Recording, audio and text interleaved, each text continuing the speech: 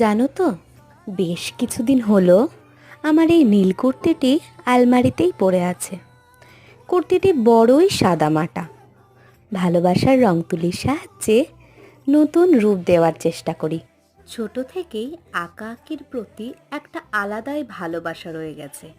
তবে ইদানিং এই কলকা আর্টের ওপর ঝোঁকটা একটু বেশিই বেড়েছে। ছোট থেকেই মাকে খড়িমাটির সাহায্যে আলপনা দিতে দেখে আসছি, আর সেই থেকেই আমার কলকার কাজ শেখা।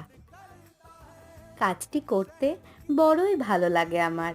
তোমরাও জানিও কিন্তু তোমাদের কলকার কাজ করতে কেমন লাগে।